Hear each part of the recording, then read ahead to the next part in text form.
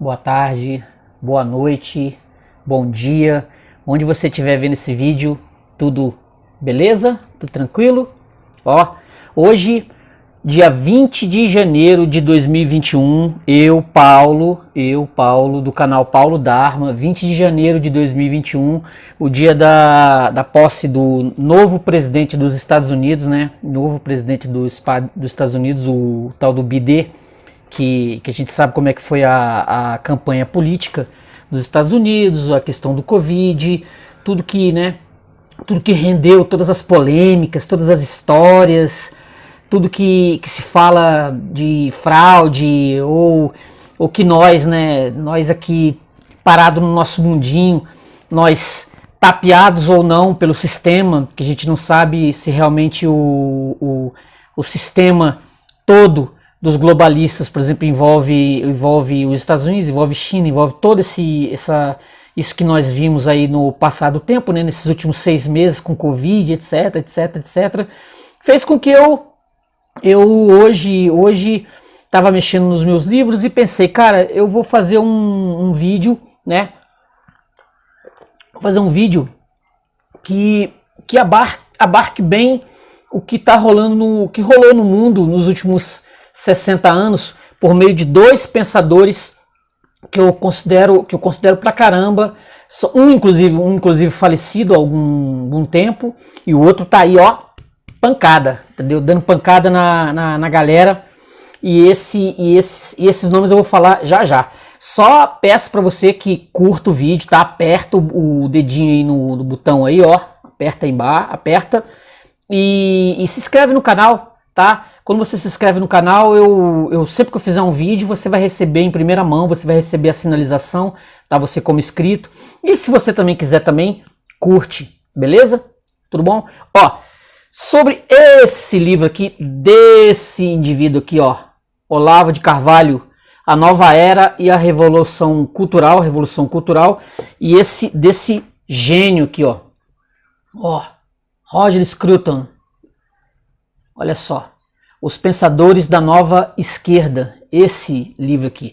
Eu peguei esse aqui, é do Roger Scruton, eu tô a fim de fazer um vídeo dele há bastante tempo, mas pô, a gente tem uma tonelada de livros, né? Toda vez que você pega um livro nas redondezas, onde você vai, onde você chega num sebo, chega na livraria, tem um livro, dá vontade de você compra o livro, você adquire o livro e dá vontade logo de fazer um vídeo. E esse livro aqui eu ganhei há algum tempo, e eu tava muito desesperado para querer fazer um vídeo com ele, mas teria que sentar e ler todo o material para poder fazer uma análise. Mas, como eu estava lendo esse aqui, da Nova Era e Revolução Cultural, do Olavo de Carvalho, ele é citado aqui dentro desse livro, ele é citado, faz uma citação do Roger Scruton. Aí eu pensei, cara, eu vou unir os dois, vou juntar os dois, mas antes eu quero falar um pouquinho desse aqui que eu acho muito interessante. Não vou fazer uma análise feroz, não vou fazer uma análise do material não, que é importante que a pessoa descubra e lê. Eu só vou dar em panos bem leves para você procurar se interessar, porque esse aqui vale a pena pra caramba. O que é a Nova Era e a Revolução Cultural?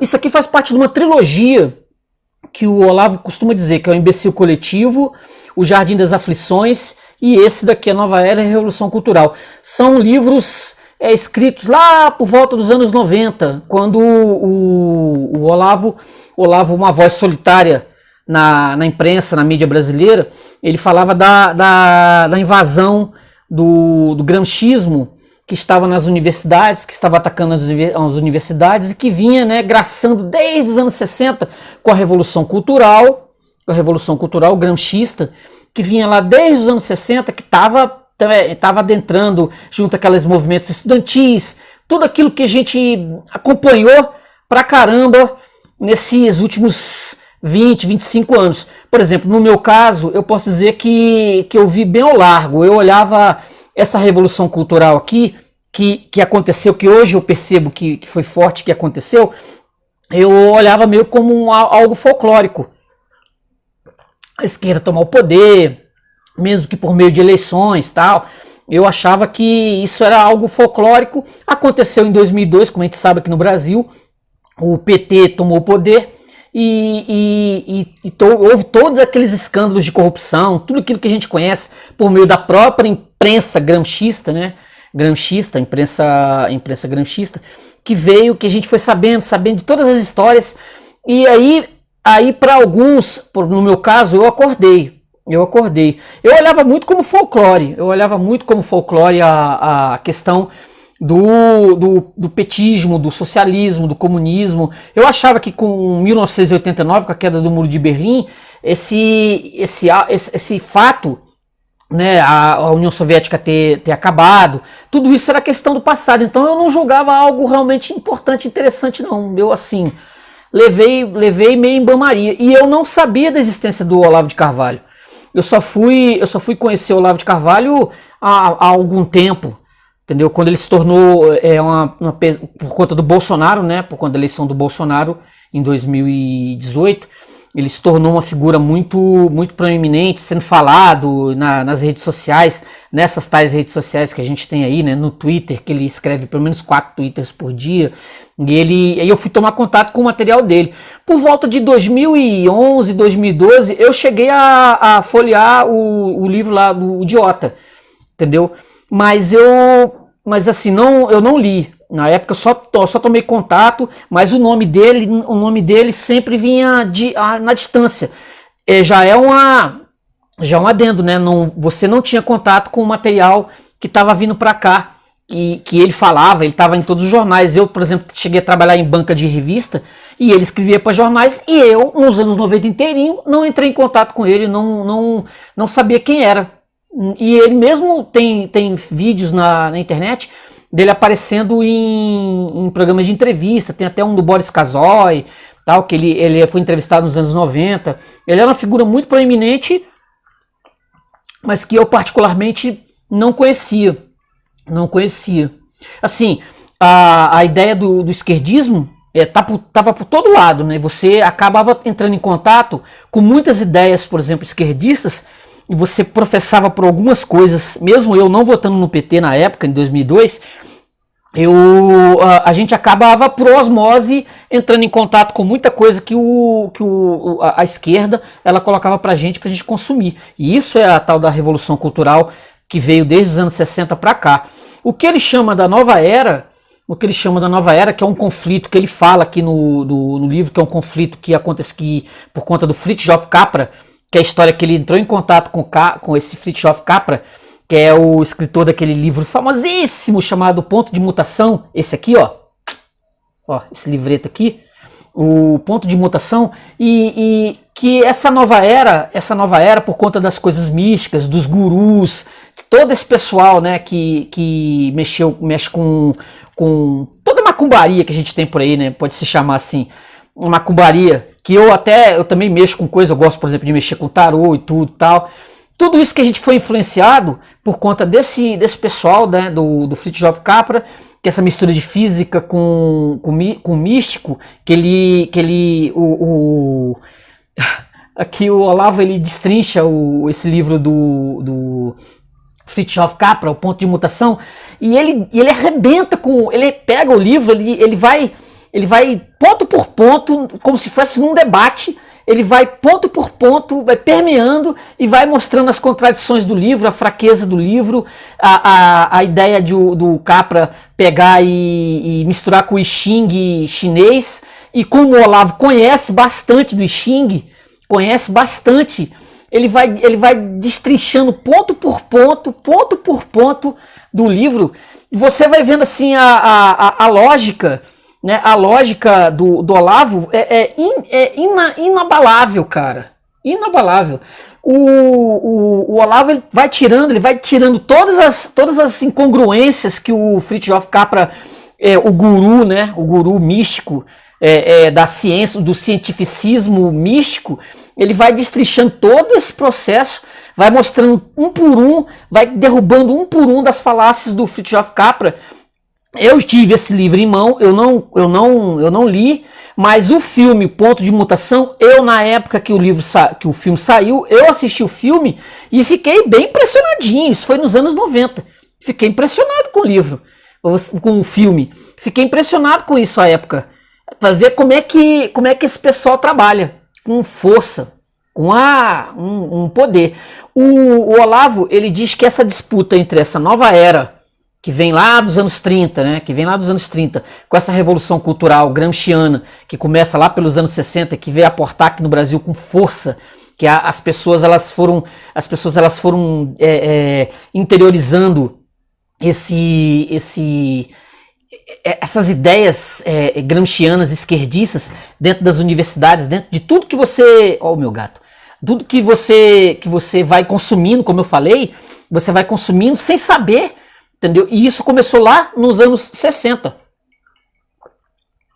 Por isso que muito esquerdista, muito intelectual, isso que eu estou falando em relação ao Brasil, muito intelectual esquerdista, ele professa dessas visões, dessa revolução cultural dos anos 60 para cá. E isso tomou conta no Brasil de uma forma, para todo lado que você vira, você está em televisão, está em jornal, está na internet, em todo canto que você tem jornalistas falando para lá, falando para cá, tem a influência desse pensamento gramsciano, que o Olavo vai destrinchando aqui, ele vai colocando ponto por ponto, mostrando o que vem a ser, como o Antônio Gramsci, lá nos anos 30, preso pelo Mussolini, ele preso durante 11 anos, ele redige 11 cadernos, é contrabandeado para fora da prisão, ele vai mostrando como é essa influência, como é essa filosofia de fazer a cabeça das pessoas, das crianças, modificar o pedagógico das crianças, para que elas, quando chegassem às universidades, elas já estavam completamente tomadas pela ideia do marxismo. Entendeu? É isso que o Olavo vai colocando aqui. Tem umas passagens interessantes, o livro é cheio de passagens interessantes nessa parte aqui, que ele está falando do esoterismo, aqui, ó, todo o vistoso esoterismo da nova era, com suas iniciações secretas, seus gurus, seus magos e seus ritos, não constitui senão o exoterismo, o aparato religioso externo e social, cujo interior, cujo sentido esotérico é, na verdade, uma ciência bem moderna, racional e profana. O planejamento estratégico. Que ele vai, aí, tá vendo como é que ele vai mostrando que tudo aquilo que muitas vezes a gente consome, muita gente consome, é algo que está inserido dentro de um contexto, entendeu? Que a gente consome sem a gente nem saber. E isso vem lá de trás. Eu até procurei para ver se tinha alguma coisa aqui sobre alguns gurus aqui, de algumas figuras, que eu não vou falar o nome aqui, porque eu tô terminando de ler um livro sobre que eu vou fazer futuramente um vídeo sobre, mas eu procurei o nome dele aqui nesse Nova Era e não encontrei. Só como adendo. Olha só outra parte aqui que é extraordinária, que eu achei assim, ó, 10. Sobre o Fritjof Capra, tá? Aqui, ó, a vontade do Fritjof Capra de mudar o I Ching, né? Parece que assim, o Olavo vai mostrando que o I Ching vai para um lado, entendeu? E o Fritjof Capra distorce esse I Ching. E essa parte aqui exatamente que ele começa exatamente falando sobre isso. Aqui, ó. Enquanto essas edições de algum futuro livro do I Ching modificado pelo próprio Fritjof Capra não aparecem, o Sr. Capra já vai tratando por conta de introduzir no pensamento chinês umas modificações mais sérias. Ele diz, por exemplo, que na civilização chinesa o homem não procura dominar a natureza, mas integrar-se nela. Novamente, a sabedoria chinesa do Sr. Capra pegou a China desprevenida. Um chinês nem mesmo entenderia essa frase pela razão de que na sua língua não há uma palavra que signifique natureza no sentido ocidental, isso é, ao mesmo tempo o mundo visível e a ordem invisível que o governa. Ambiguidade que as línguas modernas herdaram do grego physis. O chinês é nisso, com o perdão da palavra, mais analítico. Tem um termo para designar o mundo visível, Qien, e o outro, Koen, para a ordem invisível. Para compensar o mundo visível, o Qien abrange sistematicamente tanto a natureza terrestre quanto a sociedade humana. O Sr. Capra não diz a qual das duas naturezas o homem deveria integrar-se, mas é claro que ninguém poderia integrar-se em ambas simultaneamente e de um mesmo modo. Os antigos chineses já haviam advertido isso e resolveram a contradição propondo uma dualidade de atitudes para fazer face a esse duplo aspecto da natureza. O sábio, diz o I Ching, deve buscar ativamente integrar-se na ordem invisível ou Koan, chamada por isso perfeição ativa, e contornar suavemente as exigências da natureza terrestre, Quien, ou perfeição passiva. Olha como o Olavo vai destrinchando o I Ching. O cara domina o I Ching. O cara domina. Não é pouca coisa. Dito de outro modo, integrar-se na ordem celeste, integrando em si e superando dialeticamente a ordem terrestre, portanto, absorvendo-a, por sua vez, na ordem celeste. O celeste e o terrestre, nesse sentido, identificam-se respectivamente ao Dharma e ao Karma da tradição hindu. O homem não se integra no karma, porém absorve-o na medida em que se integra no dharma. Livra-se do peso da terra na medida em que atende ao apelo celeste. Exatamente no mesmo sentido, diz o cristianismo, que o homem vence a necessidade natural na medida em que segue as vias da providência. Não é bem o que diz o senhor Capra. A questão do diálogo, de como o Olavo ele consegue, num debate, ele consegue tirar o erro no que o sujeito se propõe, porque muitas vezes as pessoas fazem as coisas por, assim, é uma vontade você pode até conhecer, você pode até saber, mas você como intelectual, você tende a distorcer a coisa por seus fins. Lembra-se, os fins justificam os meios, entendeu? Que é uma visão do pensamento marxista, quer dizer, se alguém tem que morrer, que seja para melhorar, toda aquela ideia, aquele ideário de esquerda, que é você tem que servir ao partido, você tem que fazer aquilo que é importante para o partido, mesmo que você tenha que distorcer, você tenha que mentir, você tenha que matar. É uma ideia, tá? Isso vem lá do nosso queridíssimo Gramsci, beleza? Continuando aqui, o ideograma Wang, o imperador, esclarece-se melhor. Ele constitui por si um compêndio de cosmologia chinesa. Compõe-se de 3 traços horizontais: o céu em cima, a terra embaixo, o homem no meio, formando a tríade Tien, Ti, Gen, céu, terra, homem. Tá seguindo, né? Cortados por um traço vertical, o Tao. O Tao da Física, outro livro do Fritjof Capra, que eu também não li, tá? Só para dizer, eu conheço, mas eu não li. Que se traduz um tanto convencionalmente por lei ou harmonia. A harmonia consiste em que cada coisa fique no lugar que lhe cabe, de modo que, por trás de todas as mudanças por que passa o mundo, a ordem suprema não seja violada. Embora nesse mundo de aparências ela o seja necessariamente, pois, como dizia o Evangelho, é necessário que haja escândalo. Mas no fim, todas as desordens parciais são reintegradas na ordem total. Cara, isso é muito, muito, muito massa, muito pesado, muito profundo. Porque eu tenho o I Ching, eu andei dando uma olhada há um tempo, que o I Ching que eu tenho com a anuência do Jungiano. E o material é extraordinário.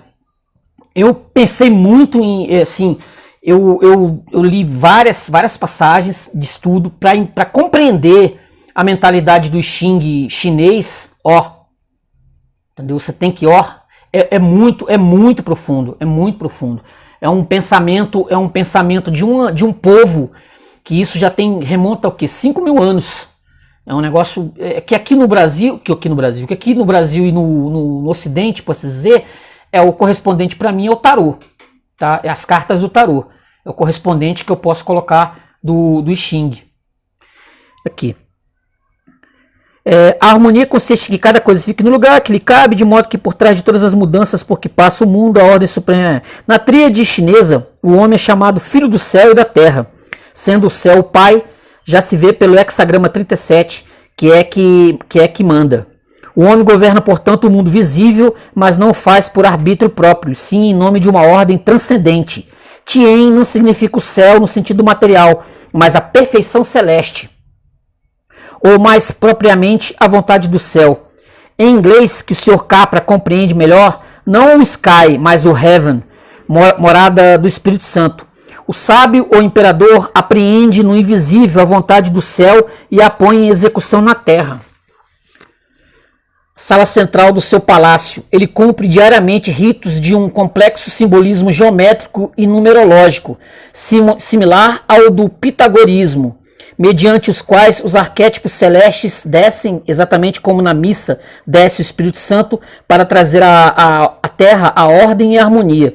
Se o imperador para de fazer os ritos, a terra, sociedade e natureza ao mesmo tempo, entra em convulsão, espalha-se por toda parte a ignorância, o medo, a violência, a fome e a peste. Ó, sentiu? Sentiu isso aqui? Se você depois, se você estiver vendo o vídeo, pega e se você tiver adquirido esse livro, leia essa parte que é na página 34, 35, 36 desse livro aqui. Você pega o vídeo e volta e escuta novamente. Pega para você ver o tamanho da profundidade desse negócio. Você vê que coisa extraordinária, entendeu? Que análise. Porque é o seguinte, o ser humano, se você não tiver harmonia, se você não tiver a ideia que muitos conservadores, né, têm de conservar, de fazer as coisas direto, fazer as coisas corretas, tudo tende ao caos, tudo tende a ir para a desordem, a desorganização, a bagunça, entendeu? Ao voltar ao natural, voltar ao que era, voltar ao princípio, voltar ao que era. E a gente tá rodeado de ignorância e de desarmonia para todos os lados que a gente vai. Se você sair daqui de moto, se sair de carro, sair de bicicleta, você saindo da sua casa, você vê o quanto o mundo, o ocidente nosso está desarmônico, está bagunçado, por conta de ideias, por conta de pensamentos que estão em prol do caos, em prol da bagunça, da desarmonia. É isso aí. Outra passagem aqui, que eu também sublinhei. Na versão do Sr. Capra, o céu não é mencionado. A tríade fica reduzida a uma dualidade. De um lado o homem, de outro a natureza visível, o macho e a fêmea, o yang e o yin. A cada um só resta a alternativa de subjugar o outro ou integrar-se nele. O homem da civilização industrial optou pela primeira hipótese. O Sr. Capra advoga a segunda. É verdade o que diz o Sr. Capra, que a civilização ocidental optou por dominar a natureza, mas é verdade também que desde o Renascimento, ao menos, ela apagou, exatamente como o Sr. Capra, toda referência a uma ordem transcendente, Tien, e deixou o homem sozinho, face a face com a natureza material. Desde então, a história das ideias ocidentais tem sido marcada por uma oscilação pendular entre as ideologias da dominação e as ideologias da submissão, classicismo e romantismo, revolução e reação, historicismo e naturalismo, cientificismo e misticismo, ativismo prometeico e evasionismo quietista, marxismo e existencialismo, e leste-no-leste, revolução cultural socialista versus ideologia da nova era. E aqui que é o ponto interessante. O Olavo ele vai dizer que há uma guerra entre essas duas, a revolução cultural socialista versus a ideologia da nova era. Houve uma guerra entre os anos 60, aqui no mundo, entendeu? No mundo, e houve uma guerra entre essas duas ideias, e o marxismo, o socialismo, ele perdeu. A nova era do Capra ganhou, entendeu? Ela tá presente por todo lado, por todo nosso lado. Ela ganhou essa batalha. O marxismo ele perdeu. No Brasil propriamente dito, o marxismo ainda se debate ainda com relação a essa batalha, essa guerra de demônios, essa guerra. Ela ainda se debate, mas a nova era vai ganhar aqui. Ela já ganhou no Ocidente, ela já levou o Ocidente já, entendeu? Isso é algo muito interessante, principalmente para mim, que tô imbuído da ideia de que vai acontecer coisas aí nos próximos, a Agenda 2030, a nova ordem mundial, entendeu? Tudo isso é algo novo para mim. O Olavo escreveu isso aqui por volta de 1993 e 1994. E aconteceu uma visita do Fritjof Capra ao Brasil. Ele ia na UNB, ele ia em alguns locais fazer algumas palestras, ia fazer algumas palestras, e antes que o Fritjof viesse ao Brasil, ele escreveu esse material aqui, isso aqui é dos anos 90.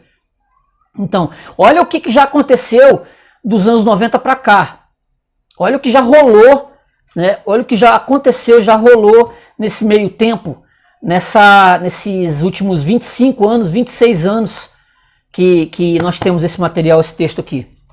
Entendeu? Olha o que já rolou, já aconteceu no mundo e no Brasil, principalmente. Não vou precisar nem dizer, né? Não vou precisar nem falar o que já rolou, já aconteceu coisas pra caramba, mas segundo o Olavo, essa era uma batalha que o marxismo cultural, que essa revolução cultural, ela perdeu. Eu tenho a sensação, por exemplo, dos anos 60 pra cá, tudo que nós consumimos, matéria de música, aqueles grupos dos anos 60 tal, de rock, que eu particularmente gosto pra caramba. Todo esse material nós consumimos com força. E fazia parte do fruto de uma revolução cultural lá dos anos 60 pra cá, que veio de borda no Brasil e no mundo. Entendeu? Os rocks, os livros, os quadrinhos dos anos 90. Tudo que nós lemos em matéria de quadrinho nos anos 80, anos 90, tudo faz parte desse bojo aqui, dessa guerra. Era uma guerra que estava acontecendo e a gente aqui embaixo nem percebendo. A famosa Guerra nas Estrelas, né?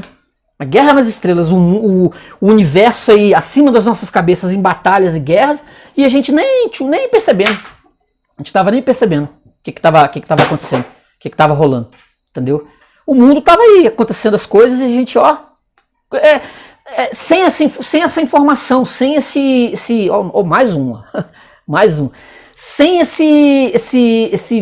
esse conhecimento, a ingenuidade que faz com que a gente consuma muitas coisas sem saber do que está acontecendo, o que está rolando, entendeu? E o homem aqui já falava lá atrás de qual é. A segunda parte que ele vai colocar, ele vai falar sobre o Gramsci, que ele é um dos especialistas sobre Gramsci. Ele vai falar sobre Gramsci, vai falar como Gramsci, ele lá nos anos 30, ele preso pelo Mussolini, como eu já falei, ele vai escrever as teses dele, que vai ser difundido muito tempo depois, vai ser difundido, e o mundo vai ser tomado por essa visão gramsciana, vai ser tomado, e aí, como eu falei, essa batalha entre a nova era e os gramscianos socialistas vai acontecer. Por quê? Porque não era interessante para os caras fazer mais aquela, como tinha antes, né, que eram os golpes de Estado, que você simplesmente, os caras queriam fazer revolução, queriam fazer né, queriam tomar o poder, né, como era a visão dos velhos esquerdistas marxistas, era tomar o poder e se instaurar ali, como era na União Soviética, como aconteceu com Lenin, com a Revolução Comunista de 1917, que os comunistas vão lá, tomam o poder, bota a família do príncipe, do Nicolau, assassina a família do príncipe Nicolau, e eles tomam o poder, ficam até 1991, entendeu? Nesse meio tempo teve Stalin, teve vários outros governantes dessa União Soviética, até que em 89 o muro de Berlim caiu com o Gorbachev, e em 91 acabou a União Soviética e virou a Rússia. E um dos poucos países do mundo que dizem que pode ser que no futuro venham nos salvar de alguma forma, talvez fosse a Rússia novamente, como foi em 41 com a União Soviética, quando eles ele junto com os Estados Unidos, eles foram lá e detonaram com os nazistas. Isso aqui. Uma passagem da área da Revolução Cultural, do Gramsciano, que o Olavo pega e desova assim, com ironia, com sarcasmo, impagável. É impagável. Vale ler, porque é impagável. Olha essa passagem aqui. O Olavo, ele vai falando aqui, né? Ele lista aqui, né, as ideias do Capri e do Gramsci como ficções, aquela coisa toda, e ele vai colocando e vai numerando. Na visão 4 que ele escreve aqui, que eu separei porque eu achei bem interessante. Olha isso aqui. Ambas são revoluções culturais. Pretende inaugurar um novo... Ele vai fazendo esse adendo entre a nova era e a revolução cultural, os dois. Ambas são revoluções culturais. Pretende inaugurar um novo cenário mental para a humanidade, no qual todas as visões e opiniões anteriores serão implicitamente invalidadas como meras expressões subjetivas de um tempo que passou. Como de um outro lado, a nova cosmovisão também não se apresenta como verdade objetivamente válida, e sim apenas como expressão de um novo tempo. Já não se pode confrontar as ideias de hoje com as de antigamente para saber quem tem razão. O critério de veracidade foi substituído pelo da atualidade, e como toda época é atual para si mesma, cada qual constitui uma unidade cerrada, com suas ideias que só são válidas subjetivamente para ela. Platão tinha as ideias de seu tempo, nós temos a do nosso tempo, cada um na sua. Um tempo atrás eu vi na rede social uma pessoa escrevendo, dizendo filósofo, ele dizendo que não valia mais as ideias de Aristóteles, não valia mais as ideias de Platão, que isso era uma filosofia do passado. Uma filosofia do passado. Eu fiquei muito incomodado com isso.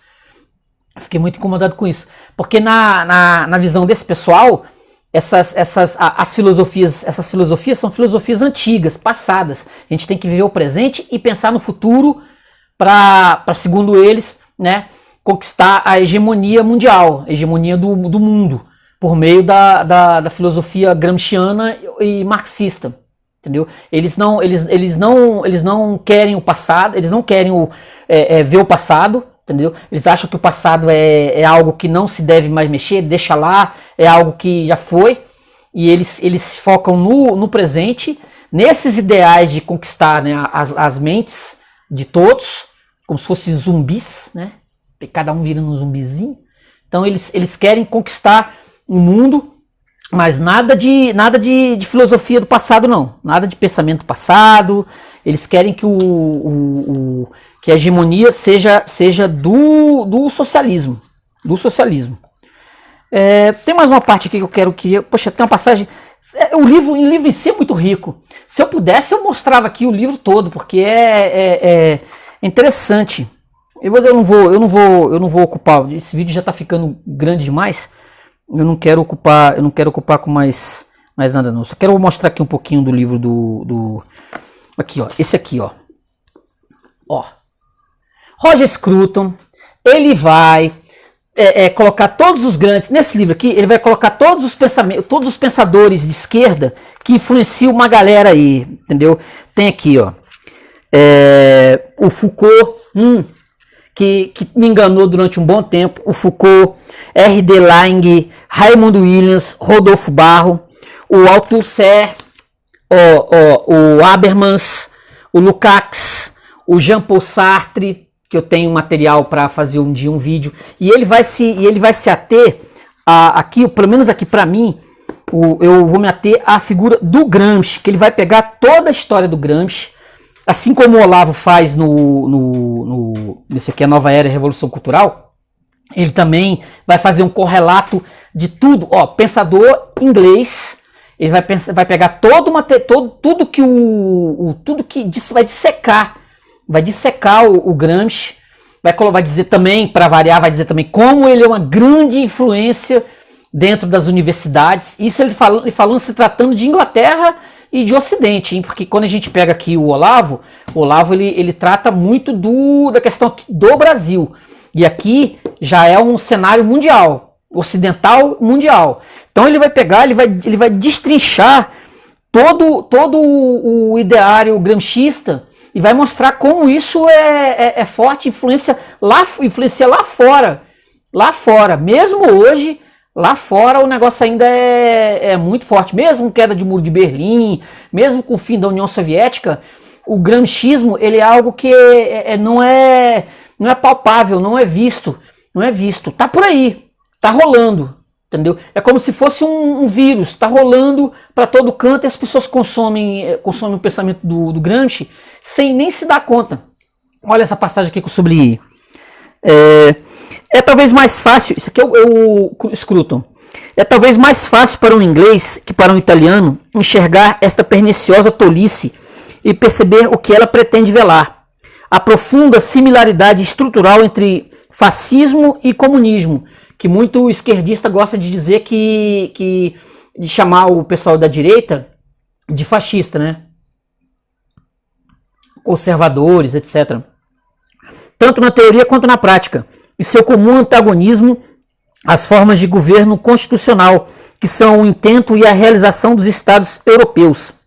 Mesmo se aceitarmos a identificação altamente fortuita do nacionalsocialismo com o fascismo italiano, falar de um ou de outro como o oposto político verdadeiro do comunismo é cair em uma ingenuidade perigosa.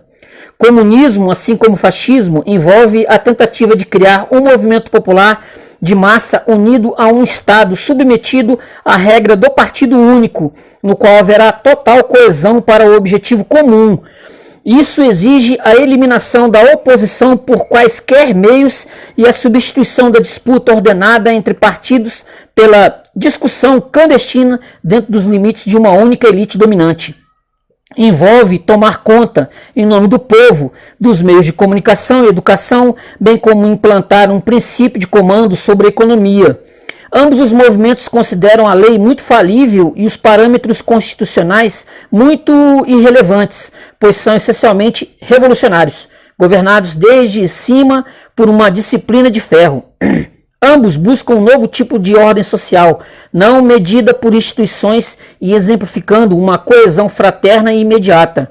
E na busca dessa associação ideal, chamada de fácil pelos socialistas italianos do século XIX, cada movimento cria uma forma de governo militar envolvendo a mobilização constante e total de toda a população, que não pode mais fazer nem mesmo as coisas aparentemente mais pacíficas, comer, andar, rezar ou se encontrar, exceto no espírito da guerra. A diferença mais importante historicamente é que, enquanto os governos fascistas mais frequentemente chegaram ao poder pela eleição democrática, os governos comunistas sempre o fizeram por meio de um golpe de Estado. Ele vai mostrar como é que você aí que gosta de dizer, que às vezes confunde, né? E diz, por exemplo, sei lá, que um governante aí é fascista, ele não sendo de esquerda. Cara, vai estudar, meu. Vai estudar. E não é o Olavo que tá falando, tá? Não é o Olavo, tá? Não é o Olavo, o guru. Que chamou guru. É o Roger Scruton. Tá vendo? É o Roger Scruton que tá falando, tá? E é um cara respeitadíssimo na Europa. Seus livros são lidos pra caramba. Tem muito material interessante na internet, no YouTube, ele falando, tá? Não é o Olavo, tá? Que tem uma pencha já deram um monte de uma pencha aí, trocentas coisas aí sobre o Olavo, mas é o Roger Scruton que tá falando, tá? Então, exatamente nesse ponto, você vai ver, se você tiver a pencha de confundir, de você não colocar o nacionalsocialismo, o fascismo e o socialismo no mesmo bojo, no mesmo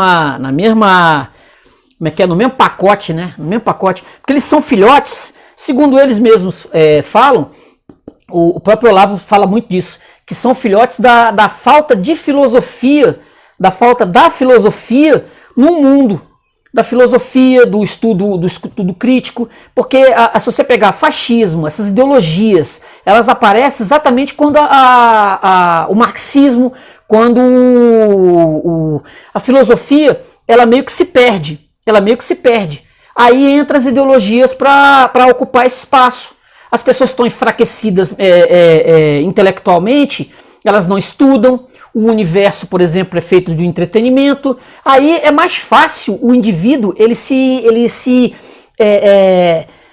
ser contaminado por uma ideologia qualquer, seja ela de direita ou seja ela de esquerda. Uma ideia totalitária de extrema esquerda ou de extrema direita.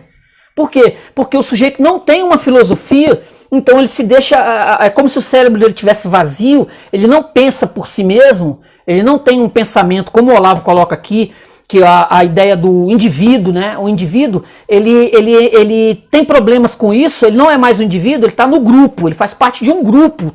É uma coisa louca, e então ele se deixa contaminar por uma ideologia. Esse é o problema. Desculpa. O cara, ele tá sozinho no mundo. Ele precisa de uma bengala, ele precisa de algo para se agarrar.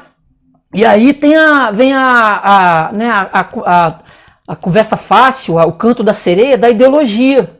Aí onde entra o socialismo. Aí como o Olavo fala na questão da nova era, dos gurus, né?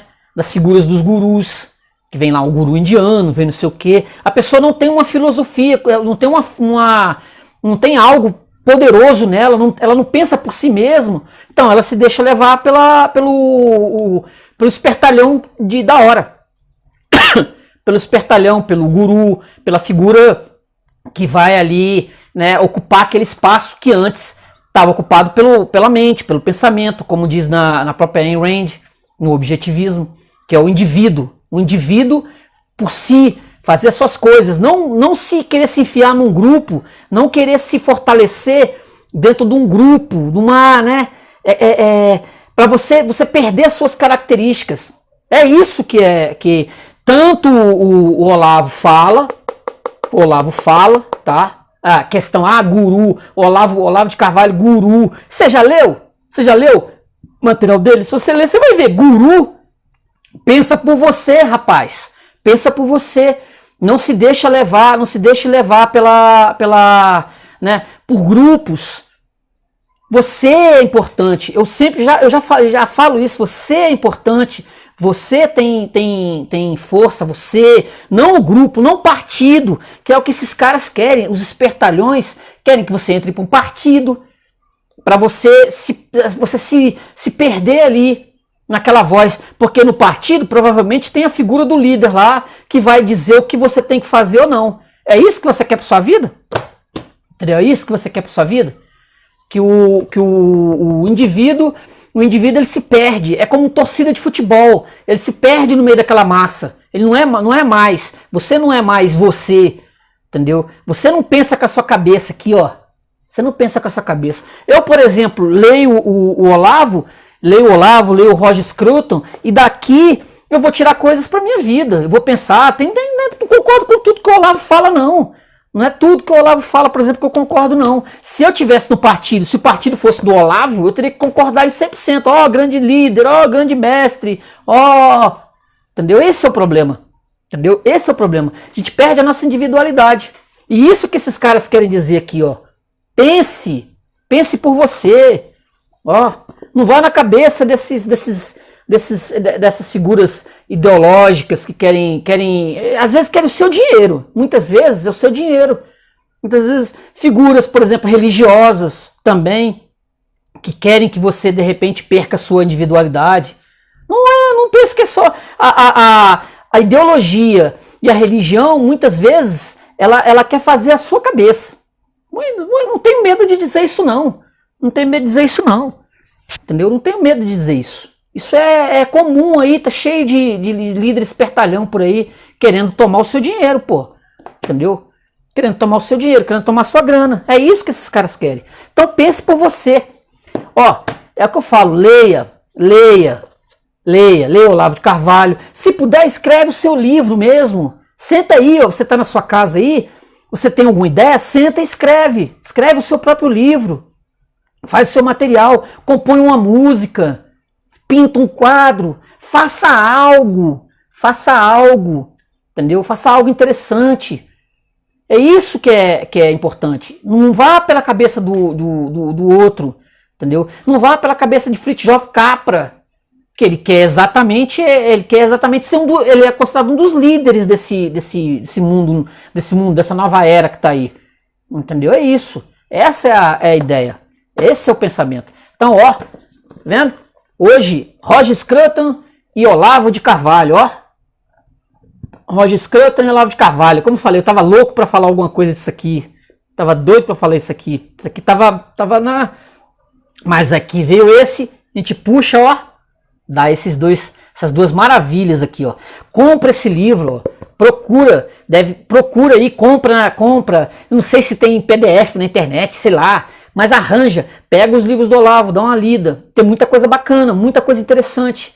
Muita coisa interessante. Lá nos anos 90, o cara tava escrevendo pra caramba. E o nosso queridíssimo Roger Scruton, falecido Roger Scruton, né? O cara, ó, manda bem pra caramba. Ó, bem pra caramba. Beleza? Ó, curte o vídeo, tá? Se inscreve no canal, comenta, beleza? Tô aqui pra, ó, beleza? Valeu? Ó, gente, até a próxima, hein? Hoje, Paulo Dharma, 1970. Brigadão, gente. Você chegou até aqui. Brigadão, hein? Valeu!